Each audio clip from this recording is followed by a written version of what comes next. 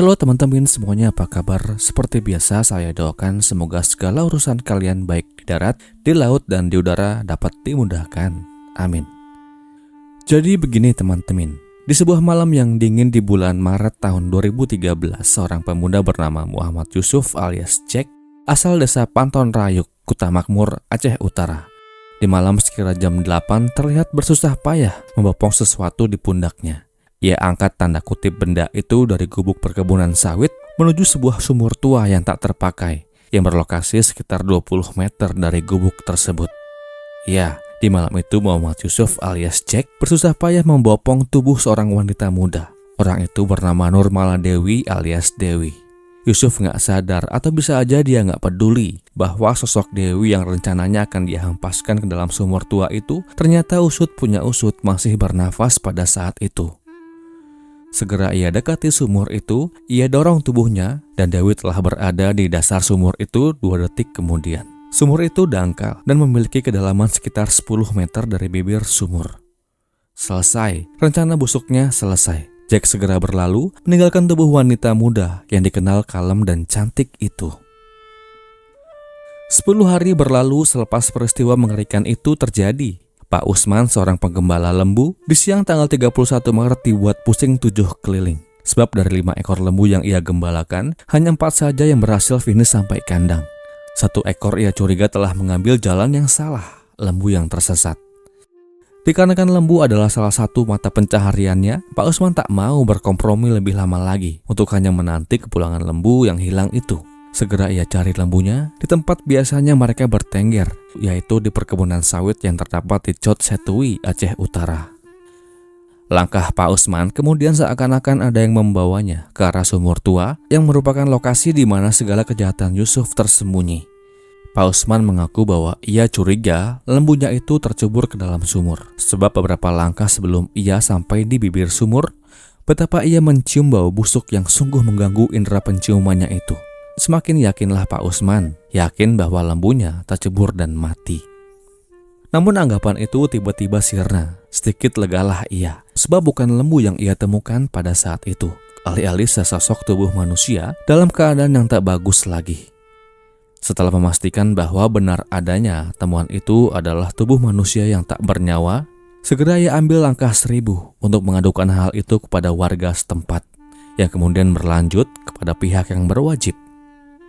Tak lama setelah temuan itu terlapor, petugas dari kantor polisi setempat segera hadir, menyisir TKP dan segera mengevakuasi korban ke rumah sakit Cut Mutia untuk diperiksa lebih lanjut, terkhusus mengapa ia kehilangan nyawanya. Setelah menjalani serangkaian pemeriksaan, singkatnya rilislah identitas dari korban. Korban bernama Nurmala Dewi, usianya 17 tahun, warga Blangmangat, Luxmawe. Juga didapatkan informasi bahwa korban saat itu masih tercatat sebagai siswi di SMKN 3 Luxmawe. Dari informasi itu, petugas kemudian melakukan sinkronisasi pelaporan orang hilang yang masuk dan diterima. Hasilnya petugas kala itu mengundang Pak Jafar untuk datang ke rumah sakit Cut Mutia guna memastikan apakah benar temuan itu anggota keluarganya yang telah menghilang. Isakan tangis, jeritan kesedihan, dan air mata menguar di kamar jenazah rumah sakit ketika Pak Jafar mengkonfirmasi bahwa benar sosok itu tak lain dan tak bukan adalah Nurmala Dewi, putrinya yang hilang 10 hari yang lalu. Ia mengatakan terakhir kali sebelum Dewi menghilang, Dewi minta izin untuk belajar bersama di rumah temannya yang lokasi rumahnya gak begitu jauh dari rumahnya. Namun siapa sangka pamit Dewi di malam yang hangat itu adalah pamit Dewi yang terakhir kalinya. Dan yang tersisa kala itu hanya tangis dan air mata yang entah kapan akan berhenti.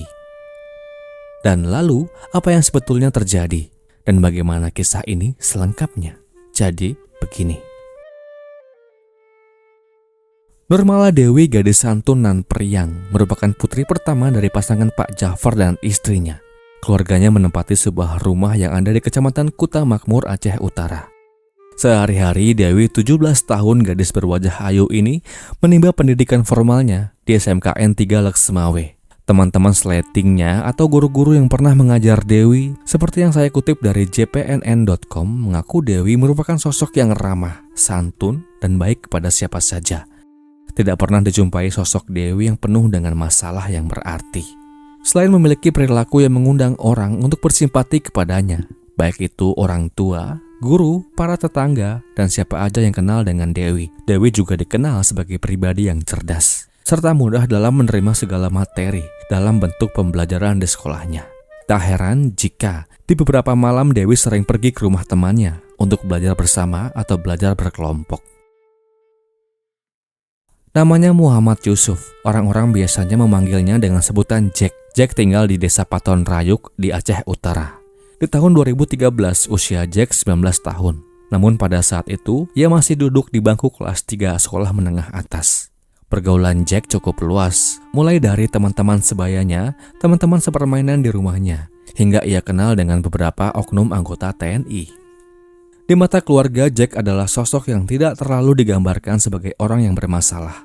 Mereka bahkan tidak menemukan gelagat-gelagat yang aneh atau perilaku menyimpang di luar batasnya sebagai remaja. Oh ya, usianya yang ke-19 saat itu, Jack masih duduk di bangku kelas 3 SMA. Entah apa yang membuat Jack betah banget menimba ilmu di sekolahnya. Namun yang pasti atas keraguan saya ini, di balik sosoknya yang biasa saja ini, tersembunyi sebuah sifat yang sungguh akan membuat kita geleng-geleng kepala. Sayangnya segala tabiat buruknya itu diarahkan kepada Nurmala Dewi, sosok lugu dan polos itu. Segala kepedihan dan awan gelap yang merundung hidup Dewi adalah bermula di tanggal 20 Maret tahun 2013. Dari informasi yang saya dapatkan di hari Rabu tanggal 20 Maret tahun 2013, ponsel milik Dewi tiba-tiba berdering.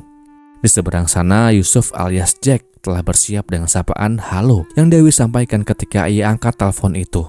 Dewi yang tahu dan kenal siapa itu Jack gak begitu risih. Sebab kembali dari informasi yang saya dapatkan, Yusuf pernah mengaku bahwa Dewi adalah pacarnya. Namun ada pula yang mengatakan bahwa Dewi dan Jack adalah teman tapi mesra.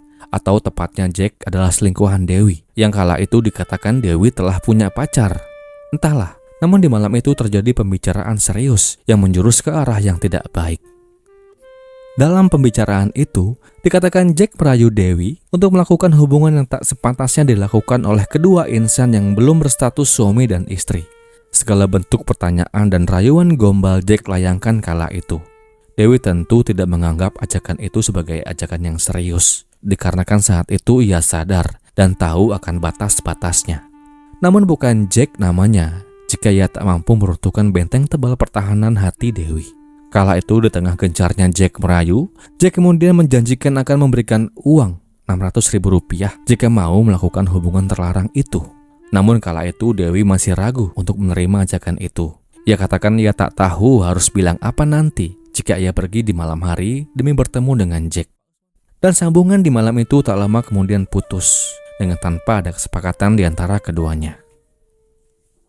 Kamis 21 Maret tahun 2013, atau 1 hari setelah Jack menghubungi Dewi by phone. Kala itu Jack kembali mencoba peruntungannya dengan kembali bertanya apakah ia bersedia menerima tawaran itu. Kala itu ia berbicara dengan Dewi via chat di aplikasi Facebook. Dan sayangnya runtuhlah benteng pertahanan Dewi kala itu ketika Dewi katakan ia bersedia menerima tawaran itu. Setelah sepakat, keduanya kemudian membuat janji untuk saling bertemu. Hari itu juga hari Kamis, malam Jumat 21 Maret tahun 2013. Singkatnya di jam 7 malam keduanya kemudian bersiap dan meninggalkan rumahnya masing-masing.